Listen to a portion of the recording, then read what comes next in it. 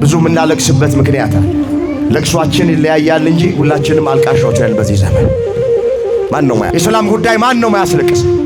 የወገኖቹ ጉዳይ ማን ነው ማያስለቅሰው? ማን ነው ማያለቅስ? የኑሮ ጉዳይ ማን ነው ማያስለቅስ? የእንጀራ ጉዳይ ማን ነው ማያስለቅስ? ቅሰው ካላበድን በስተቀር አይምሮ ካልተወሰደብን በስተቀር አልቃሾች ነን ሁላችንም።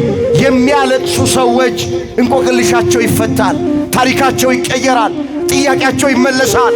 ወገኖቼ የሚያለቅሱ ሰዎች ከእግዚአብሔር የወደዱትን ያገኛሉ። ከልባቸው የሚያለቅሱ ከልባቸው የሚያዝኑ ሰዎች መሻታቸው ሊዘገይ ይችላል፣ ሊቆይ ይችላል። ግን እንባን እግዚአብሔር ያብሳል። ቸር ነው እግዚአብሔር። በማናችንም ጥፋት አይደሰት፣ በማናችንም መጨነቅ እግዚአብሔር ደስተኛ አይደል። ሰላማችንን ነው የሚፈልገው፣ ደስታችንን ነው የሚፈልገው። ይህ መጨነቃችንን፣ ማጣታችንን፣ መጎስቆላችንን፣ መታመማችንን፣ እንቅልፋትን ቁጭ ብለን ማደራችንን በጭራሽ እግዚአብሔር አይፈልገው። ከሩቅም ከቅርብም የተሰበሰባችሁ አባቶች፣ እናቶች፣ እህቶች፣ ወንድሞች ሕፃናትን ጨምሮ በእግዚአብሔር ሰላምታ እንደምን አደራችሁ? አሜን። አምላካችን እግዚአብሔር ያለፈውን ጊዜ በሰላምና በጤና አስፈጽሞን በዕድሜያችን ላይ ይህችን ቀን ተጨማሪ አድርጎልን ቃሉ በሚነገርበት ስፍራ ላይ የሰበሰበን የአባቶቻችን አምላክ የእኛም አምላክ እግዚአብሔር ስለማይነገር ስጦታው ቅዱስ ጳውሎስ እንደተናገረ ክብርና ምስጋና ይግባው። የእናታችን የእመቤታችን የቅድስት ድንግል ማርያም አማላጅነት አይለየን። እግዚአብሔር አምላካችን ከሊቀ መላእክት ከቅዱስ ገብርኤል ረድኤትና በረከት ሁላችንንም በቸርነቱ ያሳትፈን።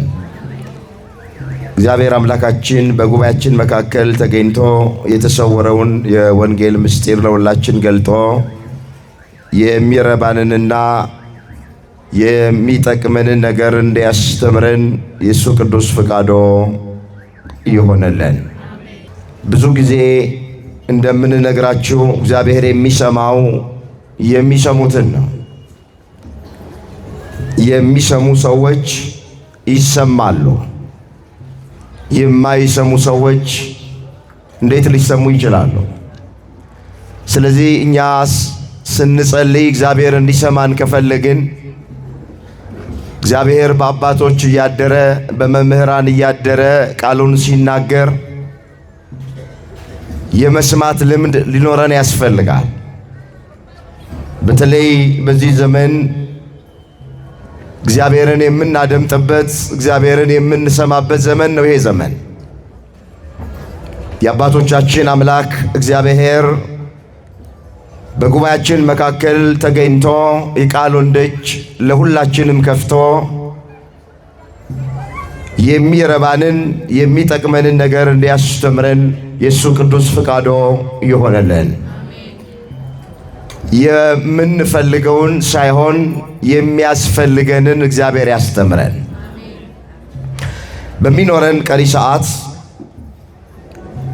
እግዚአብሔር እንደረዳንና እንደፈቀደልን መጠን የምንማማርበት የትምህርታችን ርዕስ የሚሆነው ስለምን ታደክሟታላችሁ የሚል ይሆናል። ይህንን በርዕስነት ያነሳነውን ኃይለ ቃል በመጽሐፍ ቅዱሳችን ላይ ተመዝግቦ የምናገኘው በማቴዎስ ወንጌል በምዕራፍ 26 ቁጥር 10 ላይ ነው። ቃሉን በዚህ ስፍራ ላይ የተናገረው የቃሉ ባለቤት ጌታችን መድኃኒታችን ኢየሱስ ክርስቶስ የተናገረው ቃል ነው። ስለምን ታደክሟታላችሁ? ርዕሳችን ይሄ ነው። አምላካችን እግዚአብሔር በጉባኤያችን መካከል ተገኝቶ የቃሉን ደጅ ለሁላችንም ከፍቶ እንዲያስተምረን የእሱ መልካም ፈቃድ ይሆነልን። የትምህርቱ መሰረታዊ ዓላማ የሚሆነው እግዚአብሔር መሐሪና ይቅር ባይ እንደሆነ ማሳየት፣ የእግዚአብሔርን ምሕረት መግለጥ ነው። ሁላችን እንደምናውቅ እንደ ቤተ ክርስቲያናችን ሥርዓት መሰረት አሁን ያለንበት ሳምንት በቤተ ክርስቲያናችን ስለ እግዚአብሔር መሐሪና ይቅር ባይ እንደሆነ በስፋት የሚነገርበት ሳምንት ላይ ነው ያለ። በዚሁ መሰረት ስለ እግዚአብሔር ምሕረት በዚህ ታሪክ መስታወትነት የራሳችንን ሕይወት እናያለን። ሙሉ ታሪኩ በማቴዎስ ወንጌል በምዕራፍ 26 ቁጥር 4 ጀምሮ ተመዝግቦ የምናገኘው ቃል። አራቱም ወንጌላውያን የዚችን ሴት ታሪክ መዝግበውታል። ወንጌላዊው ቅዱስ ማቴዎስ፣ ወንጌላዊው ቅዱስ ማርቆስ፣ ወንጌላዊው ቅዱስ ሉቃስ እንዲሁም ቅዱስ ዮሐንስ አሁን የምናየውን ታሪክ በተለያየ መንገድ መዝግበውት እናገኛለን። እኛ የቅዱስ ሉቃስንና የቅዱስ ማቴዎስን እያነጻጸርን ለትምህርታችን ለዛሬ እንመለከታለን። በዚህ በሉቃስ ወንጌል በምዕራፍ 7 ቁጥር 36 ጀምሮ ይሄው ታሪክ ተመዝግቧል። እንዲህ ብሎ ይጀምራል። ከፈሪሳውያን አንድ ከእርሱ ጋር ምሳ ይበላ ዘንድ ለመነው። በፈሪሳዊው ቤትም ገብቶ በማዕድ ተቀመጠ። እነሆ በዚያች ከተማ ኃጢአተኛ የነበረች አንዲት ሴት በፈሪሳዊው ቤት በማዕድ እንደተቀመጠ ባወቀች ጊዜ ሽቱ የሞላበት የአልባስጥሮስ ብልቃጥ አመጣች። በስተኋላውም በእግሩ አጠገብ ቆማ እያለቀሰች በእንባዋ እግሩን ታርስ ጀመረ። በራስ ፀጉሯም ታብሰው እግሩንም ትስመው ሽቱም ትቀባው ነበረች ብሎ ታሪኩ ይጀምራል። እንግዲህ የዚህ ሴት ታሪክ ለብዙዎቻችን እንግዳ የሆነ ታሪክ አይደል። ከዚህ ቀደም በአንድም በሌላም መንገድ የሰማነው ታሪክ፣ ነገር ግን ማለዳ ማለዳ ቃልህ አዲስ ነው ታማኝነትህም ብዙ ነው ተብሎ ተጽፏል። በማንም ይነገር መቼም ይነገር ማለዳ ማለዳ የእግዚአብሔር ቃል አዲስ ነው። ትናንት የተጽናናንበት የእግዚአብሔር ቃል ዛሬ መጽናኛችን ነው። ትናንት እንባችን የታበሰበት የእግዚአብሔር ቃል ዛሬም እንባችን የሚታበስበት ነው። ትናንት ያረፍንበት የእግዚአብሔር ቃል ዛሬም ማረፊያችን ነው። እቺ ሴት ማርያም እንተ እፍረት እየተባለች ትጠራለች። ባለሽችዋ ማርያም ወይም ደግሞ እህተ አልዓዛርም እየተባለች ትጠራለች። የአልዓዛርና የማርታ እህትም ተብላ ትጠራለች። ታሪኩ ሲጀምር ከራስ ፀጉሯ እስከ እግር ጥፍሯ ድረስ ይቀረሽ የማትባል እጅግ ውብ የሆነች ሴት ናት ብሎ ታሪኩ ይጀምራል። ውበት አላት፣ ደምግባት አላት፣ ብር አላት፣ ወርቅ አላት። ነገር ግን በዚህ ነገር ማረፍ አልቻለችም። ስለዚህ ክርስቶስን መፈለግ ጀመረች። የሁላችሁ ክርስቲያኖች ሰው ባለው ነገር ያለ እግዚአብሔር ማረፍ አይችልም። ምንም ነገር ሊኖረን ይችላል። ያለን ነገር ብቻውን ሊያሳርፈን አይችልም። ሰላም ሊሰጠን አይችልም። ደስታ ሊሰጠን አይችልም። እርካታ ሊሰጠን አይችልም። እንግዲያውስ ይህች ሴት ክርስቶስን ምን አስፈልጋት? በዝሙት የሰበሰበችው ብዙ ወቄት ወርቅ አላት። ብዙ ብር አላት፣ በሥጋዋ የተባረከች ናት፣ ነገር ግን በነፍሷ ደሃ ናት። ስለዚህ ጧት ከቤት ተነሳችና ራሷን በመስታወት ተመለከተች ይላል ትርጓሜ ወንጌሉን ስናነበው። ውብ ናት። ቅድም እንዳልኳችሁ ራሷን አየች። ከዚህ በፊት ሌሎቹን ነበር የምታየው፣ አሁን ግን ራሷን ማየት ጀመረች። ሰውን ማየት ትተን ራሳችንን ማየት እንድንጀምር መድኃኔዓለም ይርዳን። አሜን በሉ። ብዙ ሰው ታውቃላችሁ ራሱን አያየም። ወንድሞቹን ያያል፣ ይፈርዳል። እህቶቹን ያያል፣ ጣቱን ይቀስራል። ጎረቤቱን ያያል፣ ባልንጀሮቹን ያያል። መቼ ይሆን ራሳችንን የምናየው?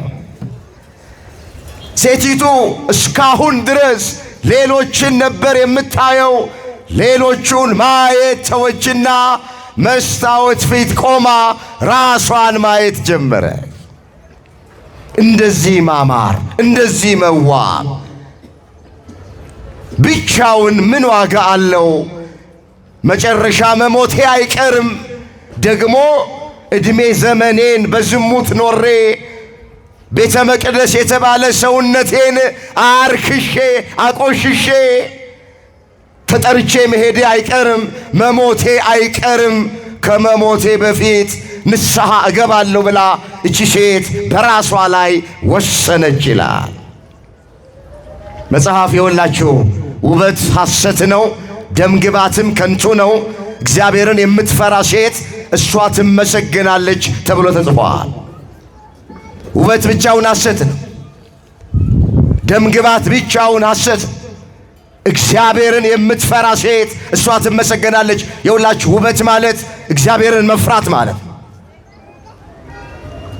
ለምን ዛሬ ያለን ውበት የዛሬ 5 እና 10 ዓመት ይረግፋል። አሁን እኛ የዛሬ 10 ዓመትና ዛሬ አንድ ነን?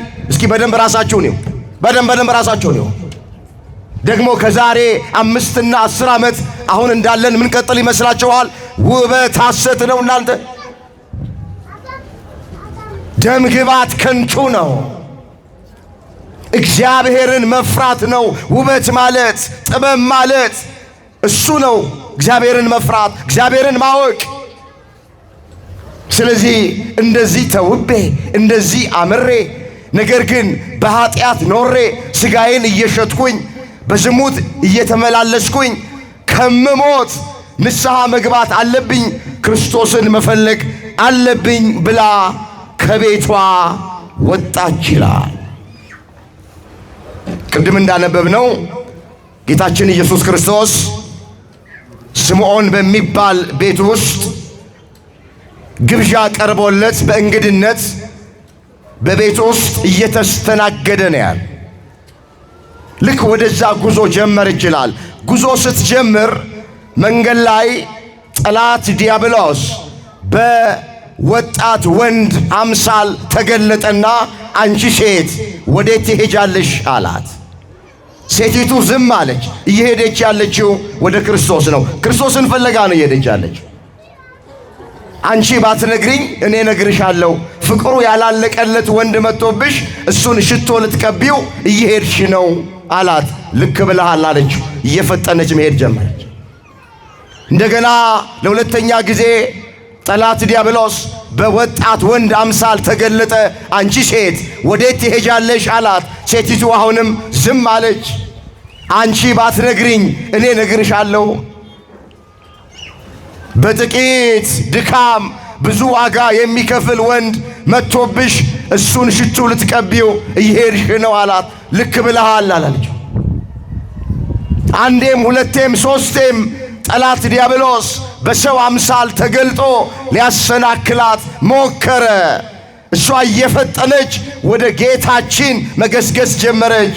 የሁላችሁ እግረ መንገድ እኛ ወደ እግዚአብሔር ልንመለስ በሕይወታችን ላይ ወስነን ቆርጠን ወደ ክርስቶስ ለመመለስ ወደ እግዚአብሔር ለመመለስ ስንወስን ጡረታ የማይወጣ የማያንቀላፋ ጠላት አለብን። ሁላችንም በመዳናችን ማይደሰት ወደ እግዚአብሔር በመመለሳችን ማይደሰት ሁልጊዜ ኃጢአትን እንደ ውሃ እየጠጣን እንድንኖር የሚፈልግ ጡረታ ማይወጣ ጠላት አለብን። ለዚህ እኮ ነው ቅዱስ ዮሐንስ ወልደ ነጎድጓድ እንዲህ ብሎ የተናገረው። እስኪ ይህንን ቃል አስተውሉት። በዚህ በራዕየ ዮሐንስ ምዕራፍ 12 ቁጥር 9 ላይ የተመዘገበ የእግዚአብሔር ቃል ዓለምን ሁሉ የሚያስተው ዲያብሎስና ሰይጣን የሚባለው ታላቁ ዘንዶ እርሱም የቀደመው እባብ ተጣለ፣ ወደ ምድርም ተጣለ፣ መላእክቱም ከእርሱ ጋር ተጣሉ፣ የወንድሞቻችን ከሳሽ ተጥሏልና። የሚከሰን የሚቃወመን የሚፈታተነን ጠላት አለ። ዓለምን ሁሉ የሚያስተው አለ። ዓለምን ሁሉ ምን የሚለው የሚያስተው ዲያብሎስና ሰይጣን የሚባለው መልኩን እየቀየረ ጠባዩን እየቀየረ ወገኖቼ ከኛ በፊት የተፈጠረ እንዴት አድርጎ እንደሚጥለን ጠንቅቆ ድካማችንን የሚያውቅ እስኪ ጥለን ድረስ ዙሪያችንን የሚዞር ጠላት አለ። ቅዱስ ጴጥሮስ ምንድን ነው ያለው? በመጠን ኑሯል። ባላጋራችሁ ዲያብሎስ የሚውጠውን ፈልጎ እንደሚያገሳ አንበሳ ዙሪያችሁን ይዞራል። በዓለም ያሉ ወንድሞቻችሁ ይህን መከራ እየተቀበሉ እንዳለ አውቃችሁ በእምነት ጸንታችሁ ተቃወሙት ነው የሚለው አንደኛ ጴጥሮስ ምዕራፍ 5 ቁጥር 8 ላይ ቃሉን አስተውሉት። በመጠን ኑሩ። ክርስቲያን የሚኖረው በመጠን ነው። ሲበላ በመጠን፣ ሲናገር በመጠን፣ ሲዝናና በመጠን፣ ሁሉ ነገር ክርስቲያን ጋር በመጠን ነው። በመጠን ኑሩ አለ ቅዱስ ጴጥሮስ። ባላጋራችሁ ዲያብሎስ አለ። ባላጋራችሁማ ባላጋራ አለብህ፣ ጠላት አለብህ። እሱም ዲያብሎስ ነው። ባላጋራችሁ ዲያብሎስ የሚውጠውን ፈልጎ እንደሚያገሳ አንበሳ ዙሪያችሁን ይዞራል። ይኸውላችሁ ዲያብሎስ የተመሰለው በሚያገሳ አንበሳ ነው። አንበሳ ይላሉ አባቶቻችን አንድ እንስሳን መዋጥ ሲፈልግ የሚያደርገው ነገር ምንድነው? በመጀመሪያ ለሃጩን ወይም ልጋጉን እያዝረከረከ ያ ሊውጦ የፈለገውን እንስሳ ዙሪያውን ይከበዋል። በለሃጩ ትንሽ ክፍተት ይፈጥርና ይሰራና ራቅ ያለ ከፍ ያለ ቦታ ላይ አንበሳው ሄዶ ይቀመጣል። እዛ ቦታ ተቀምጦ ድምፁን ያሰማል፣ ያገሳል፣ አንበሳው ይጮኻል። እንስሳት የአንበሳን ድምፅ በጆሮአቸው ለይተው ያውቁታል። ልክ ድምፁ ሲሰሙ ይፈራል። ወደ ግራ ሲሄድ በዚህ በኩል ለሃጩ አለ፣ አንበሳው በዚህ ነው ብሎ ይመለሳል። ወደ ግራም ሲሄድ በሽታ ያውቁታል፣ በዚህ በኩል ነው አንበሳው ብሎ ይመለሳል። ወደ ኋላም ሲሄዱ ሽታው አለ፣ ይመለሳል። ወደፊት ሲመጡ ክፍተት ትቶላቸዋል። አይ በዚህ የለም ብለው አመለጥም ብለው ሲወጡ እሱ ፊት ለፊት ተቀምጧል፣ ይሰብራቸዋል። እንደዚህ አድርጎ ነው አንበሳ እንስሳትን የሚበላው የሚሰብረው። ስለዚህ ቅዱስ ጴጥሮስ ምን አለ? ባላጋራችሁ ዲያብሎስ የሚውጣውን ፈልጎ እንደሚያገሳ አንበሳ ዙሪያችሁን ይዞራል። በተለያየ መንገድ እያንዳንዳችንን ይዞረናል። ድነታችንን አይፈልገው፣ የእግዚአብሔር መሆናችንን አይፈልገው፣ ንስሐ መግባታችንን አይፈልገውም፣ መዳናችንን አይፈልገውም። እንመለስ። ይቺ ሴት ዋጋው ውድ የሆነ ሽቱ ገዛችና ክርስቶስን ፍለጋ ከቤቷ አንድ እርምጃ ስትወጣ ጠላት በመንገዷ ላይ ቆሞ አገኘችው።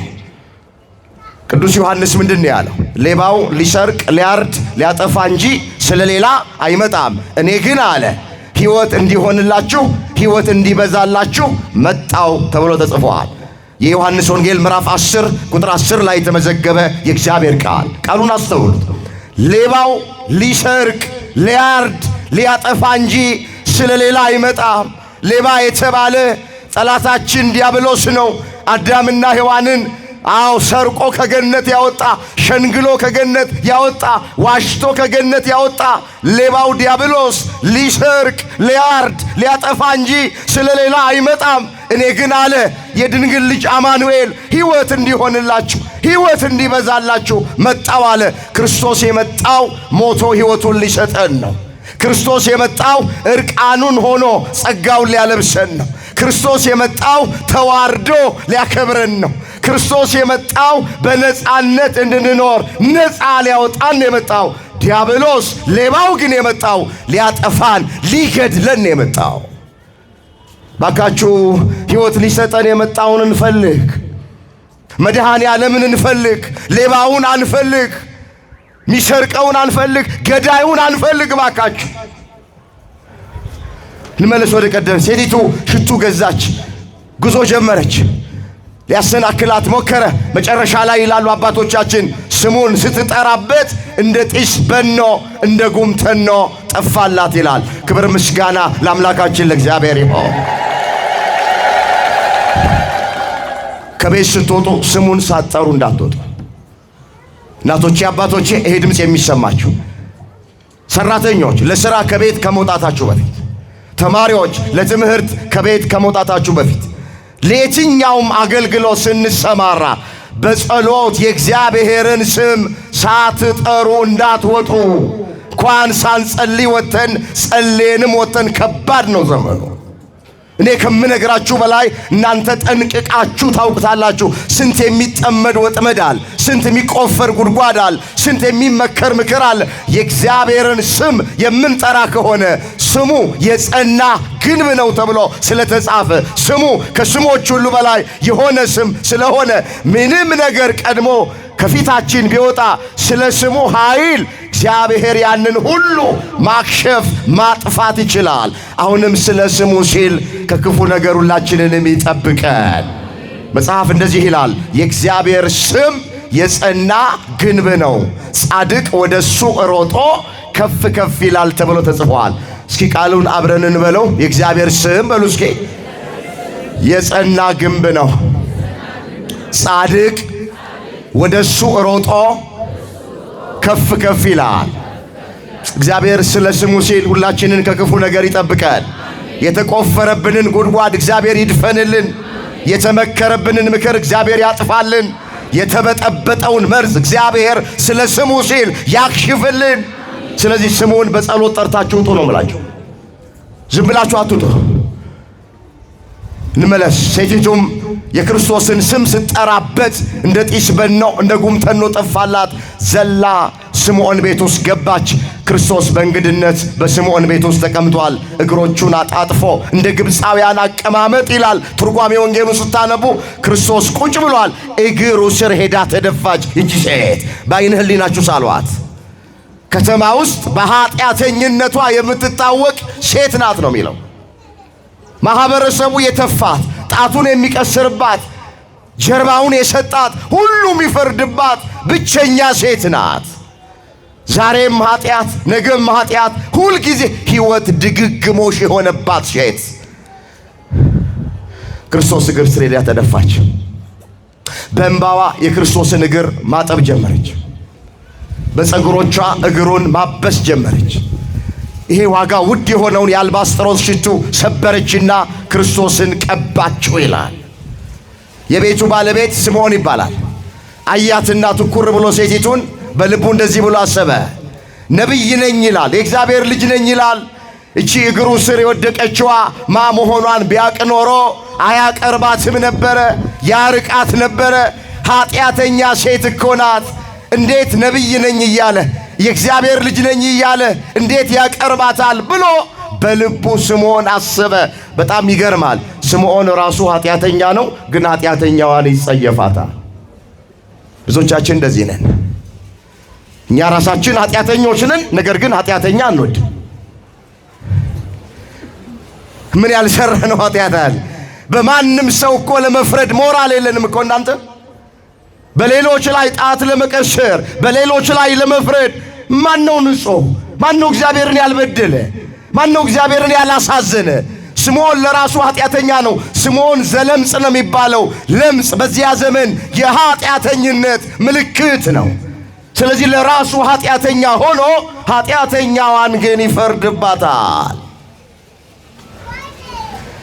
እቺ ሴት ማ መሆኗን ቢያውቅ ኖሮ ያስነሳት ነበረ፣ ያርቃት ነበር ካጠገቡ።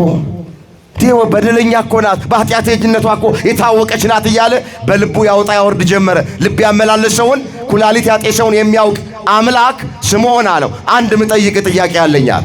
ለአንድ አበዳሪ ሁለት ተበዳሪዎች ነበሩታል። ለአንዱ 500 ዲናር፣ ለአንደኛው ደግሞ 50 ዲናር አበደረው። ሁለቱም መክፈል አቃታቸውና ተወላቸው፣ ምህረት አደረገላቸው። አብልጦ የሚወደውን የትኛውን ይመስልሃል አለው። ስምዖንም እንደዚህ አለ፣ አብዝቶ የተወለትን ይመስለኛል አለ። አሁን ይሄ ይመስለኛል አያስብልም፣ ተንኮለኛ ስለሆነ ነው። በሚገባችሁ ቋንቋ አንድ ሰው 500 ብር ተበደረ፣ ሌላኛው 50 ብር ተበደረ እንበል። መክፈል አቃታቸው እንበል። ያበደረው ሰው ደግሞ ሁለቱንም ተወላቸው፣ ምህረት አደረገላቸው። ብዙ የተወለትን አብዝቶ ይወደዋል። ይሄ ምንም ጥያቄ የለውም። አብዝቶ የተወለትን ይመስለኛል አለ። ወዲያው ወደ ሴቲቱ እያመለከተ ጌታችን አንድ ቃል ተናገረ። እችን ሴት ታያታለህ አለ። እኔ ወደ አንተ እቤት በእንግድነት ከገባሁበት ሰዓት ጀምሮ ለእግሬ ውሃ አላቀረብክም፣ እሷ ግን በእንባዋ እግሬን እያጠበች ነው አለ። አንተ ዘይት አልቀባህኝም፣ እሷ ግን ዋጋ ውድ የሆነ ሽቱ እየቀባች ነው። አንተ ማበሻ ጨርቅ አልሰጠኸኝም፣ እሷ ግን በፀጉሯ እግሬን እያበሰች ነው። ብዙ ወዳኛለችና ብዙ ኃጢአቷን ይቅር ብያታለሁ። አንቺ ሴት አለ ኃጢአትሽ ተሰርዮልሻል፣ በሰላም ወደ ቤትሽ ሂጂ፣ እምነትሽ አድኖሻል አለ። ኃጢአቷ ተንከባለለ፣ ስሬት አገኘች፣ ምህረት አገኘች፣ ይቅርታ አገኘች። ታሪኳ ተቀየረ፣ ነገሯ ተገለበጠ። እንዳለቀሰች አልቀረችም፣ እንባዋ ታብሶ ምህረት አግኝታ ወደ ቤቷ ሄደች። ክብር ምስጋና ለአምላካችን ለእግዚአብሔር ይሁን። ወገኖቼ እንባ የኃጢአትን ተራራ ይንዳል። ባለማስተዋል ሆነን ከምንጸልየው ከብዙ ሚሊዮን ጸሎት ይልቅ አንዲት ዘለላ እንባ በእግዚአብሔር ዘንድ ኃይል አላት። አልቃሾች ሁልጊዜም አሸናፊዎች ናቸው። የልባቸው መሻት ይፈጸምላቸዋል። ነቢዩ ኢሳይያስ በትንቢተ ኢሳይያስ ምዕራፍ 25 ቁጥር 8 ላይ የሰራዊት ጌታ እግዚአብሔር ከዓይን ሁሉ ላይ እንባን ያብሳል ብሎ ተናግሯል። እስኪ ቃሉን አብረን እንበለው። የሰራዊት ጌታ በሉ። አልሰማችሁም? የሰራዊት ጌታ እግዚአብሔር ከዓይን ሁሉ ላይ እንባን ያብሳል። እግዚአብሔር እንባችንን ያብስልን፣ እንዳለቀስን አያስቀረን። ብዙ የምናለቅስበት ምክንያት አለ። ለቅሷችን ይለያያል እንጂ ሁላችንም አልቃሾች ነን በዚህ ዘመን። ማን ነው ማያለቅስ? የኑሮ ጉዳይ ማን ነው ማያስለቅስ? የእንጀራ ጉዳይ ማን ነው ማያስለቅስ? የሰላም ጉዳይ ማን ነው ማያስለቅስ? የወገኖቹ ጉዳይ ማን ነው ማያስለቅሰው? ካላበድን በስተቀር አይምሮ ካልተወሰደብን በስተቀር አልቃሾች ነን ሁላችንም። ይቺ ሴት ስለ ኃጢአቷ ነው ያለቀሰችው። እንዳለቀሰች አልቀረችም። መድኃኔ ዓለም እንባዋን አበሰላት። ስለዚህ የሚያለቅሱ ሰዎች እንቆቅልሻቸው ይፈታል፣ ታሪካቸው ይቀየራል፣ ጥያቄያቸው ይመለሳል። ወገኖቼ የሚያለቅሱ ሰዎች ከእግዚአብሔር የወደዱትን ያገኛሉ። የራሔል እንባ ነው ታውቃላችሁ፣ ፈርዖንና ሰራዊቱን በኤርትራ ባህር ላይ ጣለው። ከልባቸው የሚያለቅሱ ከልባቸው የሚያዝኑ ሰዎች መሻታቸው ሊዘገይ ይችላል፣ ሊቆይ ይችላል፣ ግን እንባን እግዚአብሔር ያብሳል። አለቀሰች፣ አነባች፣ ለኃጢአቷ ምህረት ይቅርታ ስርየት አግኝታ ወደ ቤቷ ሄደች። እስኪ አሁን ከዚህ ታሪክ የምንማረው ምንድን ነው የሚሉትን ነገሮች ጥቂቱን ነገር ላስታውሳችሁ። በመጀመሪያ ከዚች አሁን ታሪኳን ከተረክንላት ሴት የምንማረው ምንድን ነው ስንል በሕይወታችን ላይ መወሰን። እስኪ መወሰን በሉ። አቤት ምንድን ነው የወሰነችው? መስታወት ፊት ቆመች፣ ራሷን አየች። ውብ ነኝ፣ ቆንጆ ነኝ፣ ነገር ግን ኑሮዬ ዝሙት ነው፣ ኃጢአት ነው፣ አንድ ቀን መሞቴ አይቀርም፣ ከመሞቴ በፊት ወደ እግዚአብሔር ልመለስ ብላ ወሰነችና ወደ ክርስቶስ ጋር አመጣች። የመጀመሪያ ሴቲቱ የምታስተምረን በሕይወታችሁ ላይ ወስኑ። አባቶቼ፣ እናቶቼ፣ ወንድሞቼ፣ እህቶቼ ይህ ድምፅ የሚሰማችሁ ሕይወት ውሳኔ ትፈልጋለች። ስንት ዘመን ተሰበኪን፣ ስንት ዘመን የእግዚአብሔርን ቃል ሰማ፣ ስንት መምህራን ስንት አባቶች አስተማሩን፣ ነገሩን፣ መከሩን፣ ገሰጹን። ማን ነው የወሰነው? በሕይወት ላይ አልተማርንም እንዳንል ተምረናል፣ አልሰማንም እንዳንል ሰምተናል፣ አናቅም እንዳንል በደንብ እናውቃለን። ነገር ግን ብዙዎቻችን በሕይወታችን ላይ መወሰን አቅቶናል። ስለዚህ እቺ ሴት በመጀመሪያ የምታስተምረን ነገር ምንድነው ሲባል መወሰን። በቃ ኃጢአት በቃኝ፣ ወደ እግዚአብሔር ልመለስ ብሎ መወሰንን ይቺ ሴት ታስተምረናለች። መጽሐፍ በሕይወት ትኖሩ ዘንድ ሕይወትን ምረጡ ነው የሚለው። ዘዳግም 30 ቁጥር 11 ላይ የተመዘገበ የእግዚአብሔር ቃል። እስኪ ቃሉን አብረን እንበለው። በሕይወት በሉ እስኪ ትኖሩ ዘንድ ሕይወትን ምረጡ። ምንን ምረጡ? በቃ ወስና ወገኖቼ ንስሐ ገባች። ስለዚህ መወሰን፣ ንስሐ መግባት ይቺ ሴት ታስተምረናለች። ማነው አሁን ወስኖ ንስሐ የገባው? እንግዲህ የምታዩት ነው። ጆሮአችን የሚሰማው ዓይናችን የሚያየው ነገር እኔ ከምነግራችሁ በላይ እናንተ ጠንቅቃችሁ ታውቁታላችሁ። እድሉ ቢሰጣችሁ ከኔ በላይ ልትናገሩ ትችላላችሁ። ዘመኑ ራሱ አስተማሪ ነው። ጊዜው ራሱ አስተማሪ ነው። ሰባኪም አያስፈልግም። በዚህ ዘመን ያለነው መጨረሻ ዘመን ላይ ነው።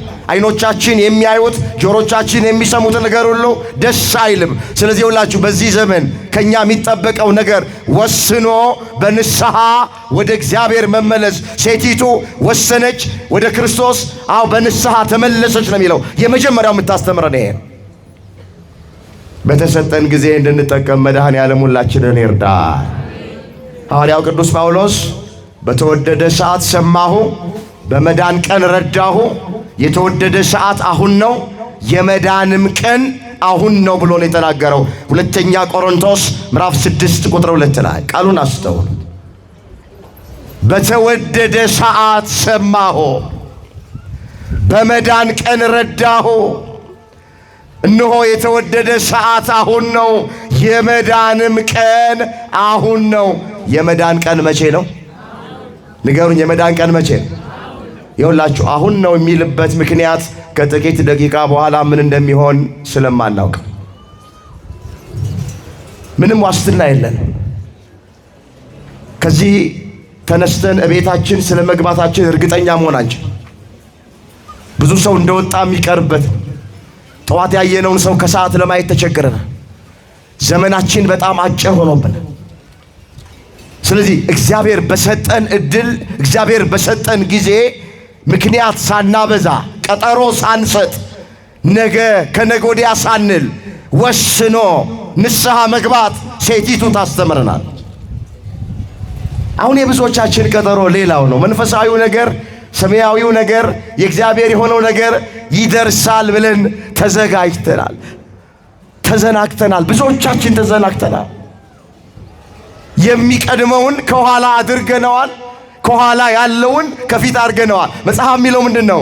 አስቀድማችሁ ጽድቁና መንግሥቱን እሹ፣ ሌላው ነገር ሁሉ ይጨመርላችኋል ነው የሚለው።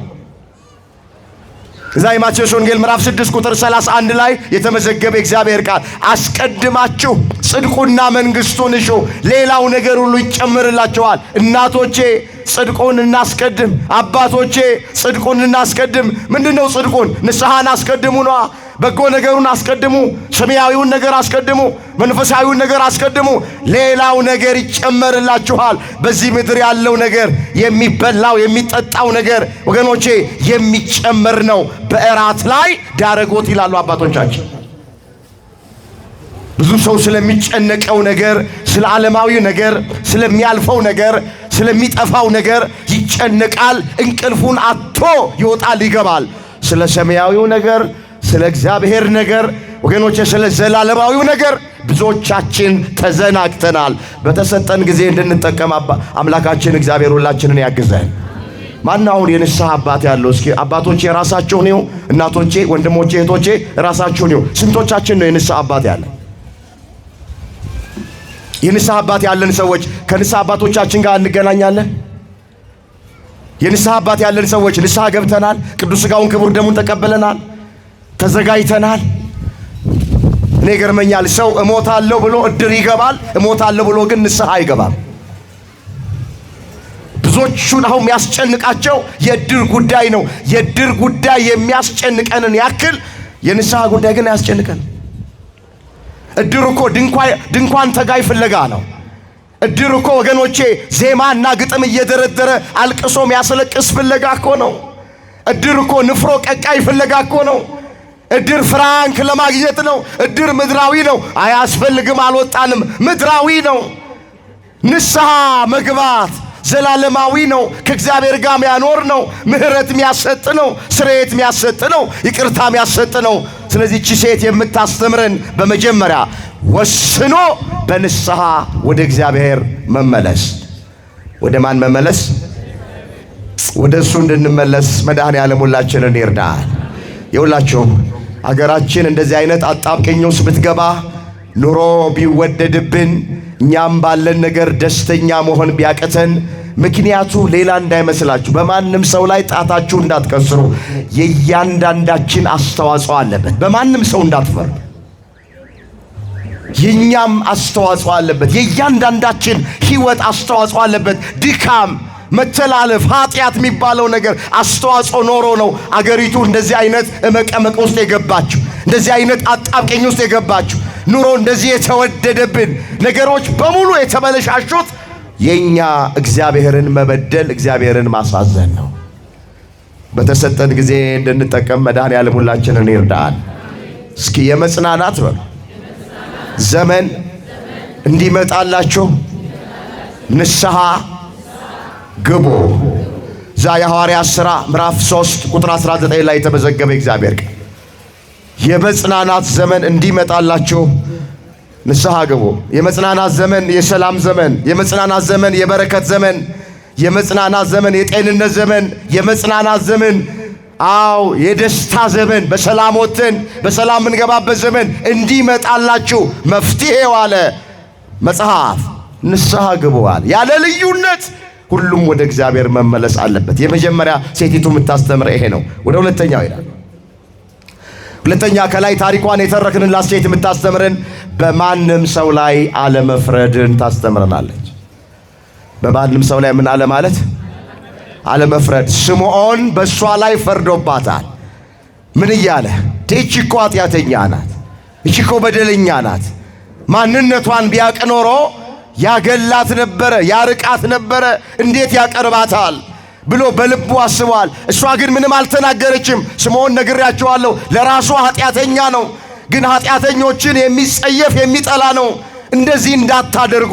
በቢሮአችሁ ማንንም ሰው እንዳትጸየፉ፣ በጎረቤት ማንንም ሰው እንዳትጸየፉ፣ በምትኖሩበት ቤት ማንም ሰው ድካም ቢኖረው እንዳትጠሉት፣ ጣታችሁን እንዳትቀስሩበት።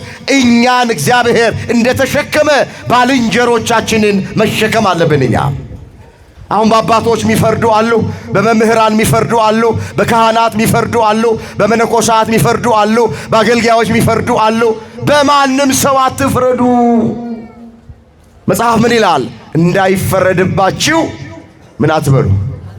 አቤት አትፍረዱ፣ በምትሰፍሩት መስፈሪያ ይሰፈርባችኋልና ተብሎ ተጽፏል። እስኪ እንዳይፈረድባችሁ አትፍረዱ፣ በምትሰፍሩት ይሰፈርባችኋል። ይኸውላችሁ በደንብ አድርጋችሁ ስሙኝ። እኛ በባልንጀሮቻችን ላይ ካልፈረድን እግዚአብሔር በእኛ ላይ አይፈርድብንም።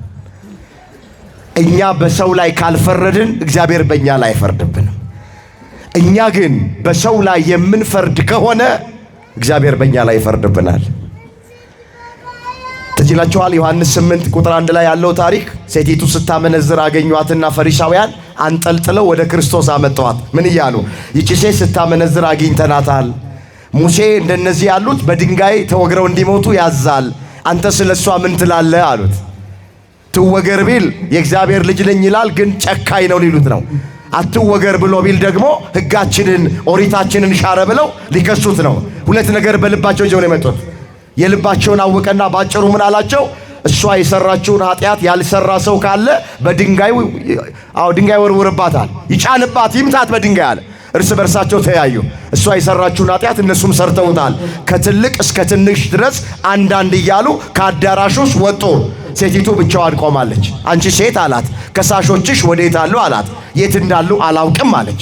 በይ አንቺም አልፈረድሽምና እኔም አልፈርድብሽም፣ በሰላም ወደ ቤትሽ ሂጂ፣ ኃጢአትሽ ተሰርዮልሻል አላት። ክብር ምስጋና ለአምላካችን ለእግዚአብሔር ይሁን። ስለዚህ የተረክነው ታሪክ የሚያስተምረን በሌላው ሰው ላይ አለመፍረድ። ገና እያንዳንዳችን በክርስቶስ የፍርድ ወንበር ፊት እኮ ገና እንቀመጣል። ሁላችን ያለ ልዩነት፣ ካህን ምእመን፣ ደሃ ሀብታም፣ ወንድ ሴት፣ ትንሽ ትልቅ ልዩነት ሳይኖር በክርስቶስ የፍርድ ወንበር ፊት ሁላችንም እንገለጣለን። እግዚአብሔር ለእያንዳንዱ ወገኖቼ የእጁን ይሰጠዋል፣ የዘራውን ያጭዳል። ደሃ ነው ብሎ አይራራም ወገኖቼ። ባለስልጣን ነው ብሎ እግዚአብሔር አይፈራም። ለሁሉ እግዚአብሔር እንደ ሥራው መክፈል ይችልበታል። ምንድነው የሚለው መጽሐፍ? አትሳቱ፣ እግዚአብሔር አይዘበትበትም። ሰው የዘራውን ያንኑ መልሶ ያጭዳል። በስጋው የዘራ ከስጋው መበስበስን ያጭዳል። በመንፈስ ደግሞ የዘራ ከመንፈስ የዘላለምን ሕይወት ያጭዳል ተብሎ ተጽፏል። እዛ ገላትያ ምዕራፍ 6 ቁጥር 7 ላይ። እስኪ ቃሉን አብረን እንበለው። አትሳቱ በሉ እስኪ። አልሰማችሁም? አትሳቱ፣ እግዚአብሔር አይዘበትበትም። ሰው የዘራውን ያንኑ መልሶ ያጭዳል። ምን ያረጋል? ሰው የዘራውን ምን ያረጋል? ስንዴ የዘራ መቼም ጤፍ አያጭድም። ስንዴ የዘራ ምንድን ነው የሚያጭድ? ስንዴ ነው። ኃጢአትን የሚዘራ ሰው መከራን ነው የሚያጭድ። ግፍን የሚዘራ ሰው፣ በንጹህ ደም የሚታጠብ ሰው፣ ነፍስ የሚያጠፋ ሰው የዘራውን ያጭዳል። የጊዜ ጉዳይ ነው። ይሄን እኛ የወላችሁ ምንም አርገን ማሳመር ማስዋብ አንችልም። የጊዜ ጉዳይ ነው። እግዚአብሔር ቆጥሮ ከፋይ አምላክ ነው። ሁሉም ሰው በጊዜውና በሰዓቱ የእጁን ያገኛል። ስለዚህ እኛ በማንም ሰው ላይ አንፍረድ። ፈራጁ ማን ነው? ማን ነው ፈራጅ? በቃ እግዚአብሔር ፈራጅ ከሆነ አንድ ሰው ሲደክም፣ አንድ ሰው ሲበድል፣ አንድ ሰው ሲሳሳት እያያችሁ ለምን ትፈርዱበታላችሁ? ለምን ጣታችሁን ትቀስራላችሁ? ጆሮ ላለው ለእግዚአብሔር ለምን ልስማልህ ትሉታላችሁ? ዓይን ላለው ለእግዚአብሔር ለምን ልይልህ ትሉታላችሁ? ሁላችንን እኛን ተሸክሞን እያኖረን አይደለም እግዚአብሔር? እኛም ደግሞ በማንም ሰው ላይ ሳንፈርድ ባልንጀሮቻችንን ተሸክመን እንድንኖር መድኃኔዓለም ሁላችንንም ይርዳል።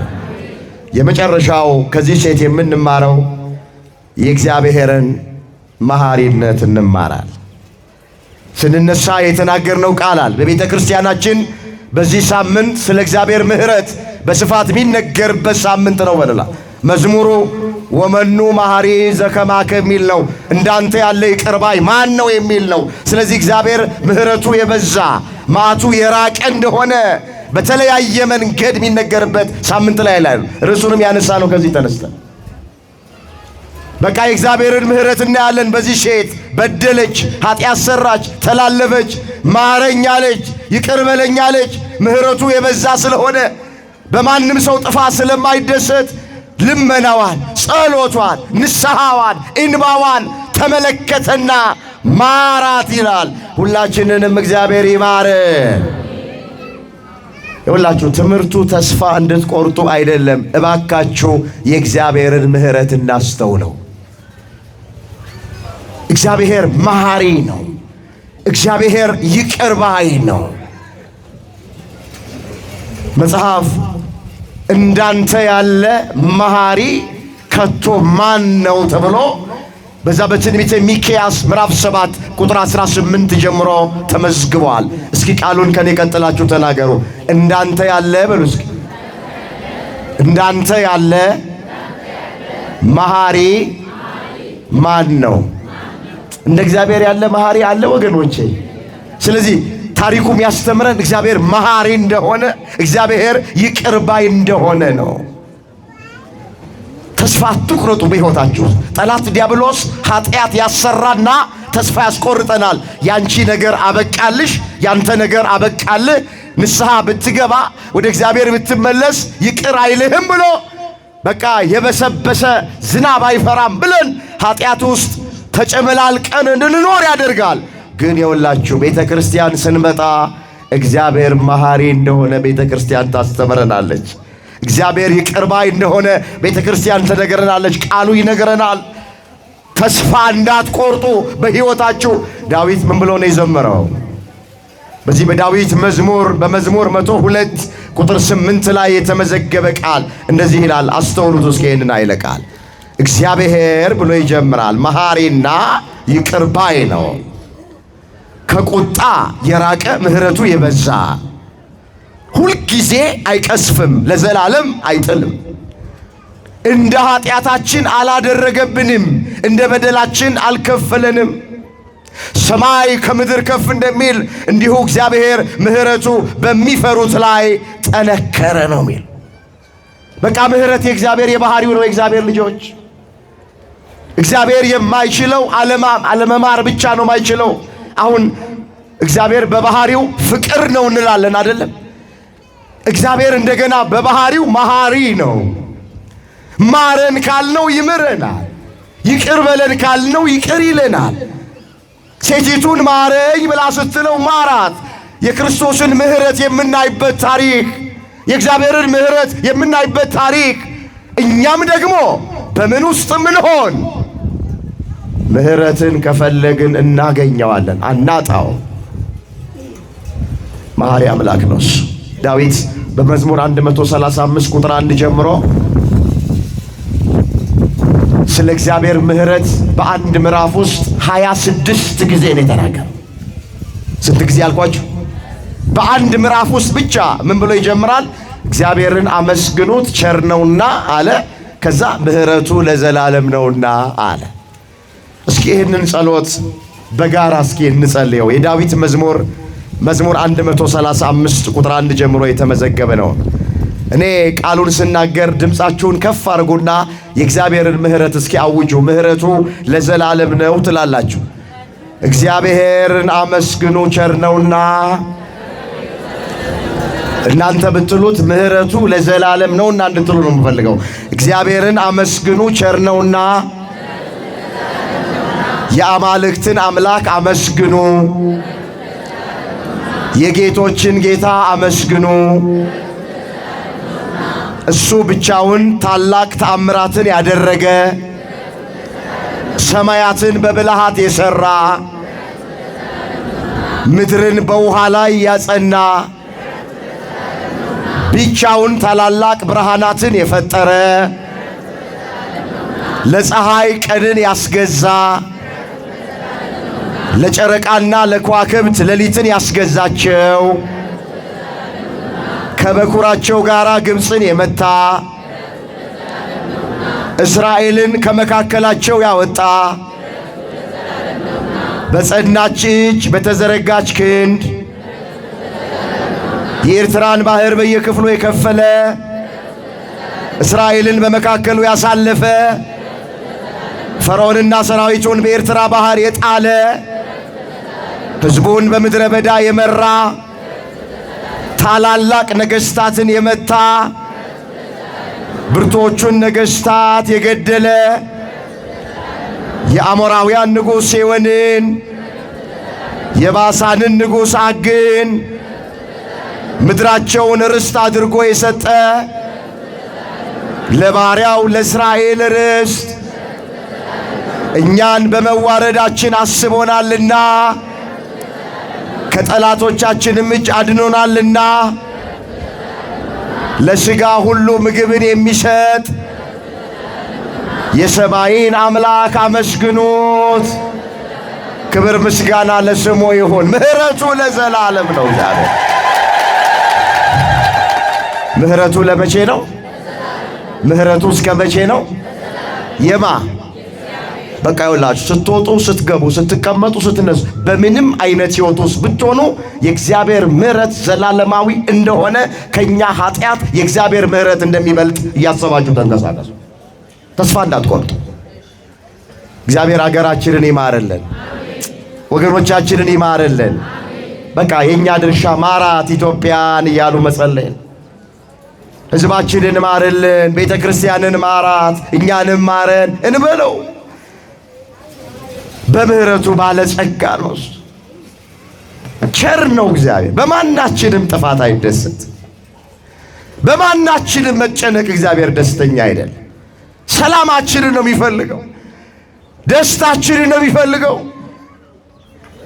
ይህ መጨነቃችንን፣ ማጣታችንን፣ መጎስቆላችንን፣ መታመማችንን፣ እንቅልፋተን ቁጭ ብለን ማደራችንን በጭራሽ እግዚአብሔር አይፈልገውም። የሱ ዓላማ የሱ ፍላጎት ይሄ አይደለም። እኛ ቢጠበቅብንን እንደዚህ ሴት እናድርግ። ሴቲቱ ምን አደረገች? ወሰነች። በንስሐ ወደ እግዚአብሔር ተመለሰች። በማንም ሰው ላይ አትፈርድም ነበረ። የራሷን ኃጢአት ብቻ ነበር የምታየው። የእግዚአብሔርን ምሕረት አምና መጣች። ከእግዚአብሔር መሐሪ እንደሆነ አምና መጣች። ስለዚህ እኛም እግዚአብሔር መሐሪ እንደሆነ አምነን እንምጣ። አንድ ቃል ተናግሬ ትምህርቴን ጠቀልላል።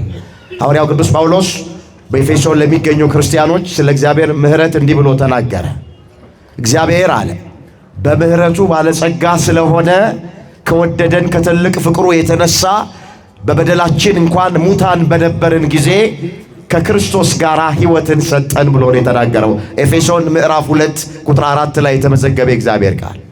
እስኪ እግዚአብሔር በሉ በምሕረቱ ባለጸጋ ስለሆነ ከወደደን ከትልቅ ፍቅሩ የተነሳ በበደላችን እንኳን ሙታን በነበርን ጊዜ ከክርስቶስ ጋር ሕይወትን ሰጠን። ምንን ሰጠን? እግዚአብሔር በምህረቱ ምን ስለሆነ? ባለጸጋ ስለሆነ ነው ያለው።